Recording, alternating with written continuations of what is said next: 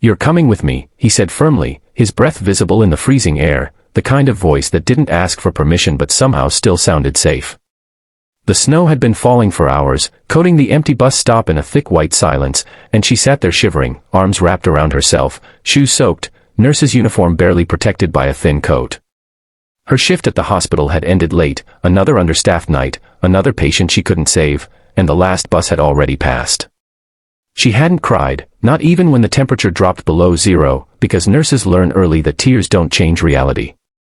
Then a black luxury car slowed beside her, headlights cutting through the snow, and a tall man stepped out, perfectly dressed, completely out of place in that broken, forgotten corner of the city. He was the CEO everyone talked about on business channels, the billionaire who built an empire from nothing, but right now none of that mattered. What he saw wasn't a nurse or a stranger, it was a human being freezing to death. She tried to refuse, pride rising faster than fear, but her lips were blue and her hands were shaking too badly to argue. He draped his coat over her shoulders before she could protest, warmth hitting her like a wave, and helped her into the car as if it was the most natural thing in the world. During the drive, silence filled the space between them, broken only by the soft hum of the heater. He noticed the way she stared out the window, distant, exhausted, carrying a weight no one had ever asked about. At his home, a place she thought only existed in magazines, he didn't make a move that felt wrong or uncomfortable. He handed her dry clothes, made soup himself despite having staff, and listened. For the first time in years, someone listened.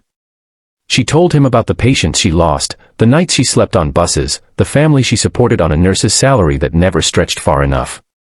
He didn't interrupt, didn't judge, didn't offer money like a solution. He offered respect. Over the next days, he drove her to work, waited outside the hospital like a silent guardian, and learned her name, her dreams, her fears. She learned his too, that behind the boardrooms and private jets was a man who had once been homeless, who knew what cold felt like, who never forgot the night someone helped him without asking for anything in return. What began as an act of kindness turned into something deeper, something neither of them planned. Rumors exploded when the media spotted them together, but he didn't hide her, he stood beside her. And when she finally realized the man who saved her from freezing was slowly healing parts of her she thought were gone forever, she understood something powerful. Sometimes destiny doesn't arrive with fireworks, it arrives quietly, at a bus stop, in the middle of winter. If this story touched your heart, reminded you that kindness can change lives, and showed you that love can grow from the coldest moments, don't forget to subscribe to the channel, because more emotional, powerful stories like this are coming, and the next one might change the way you see the world.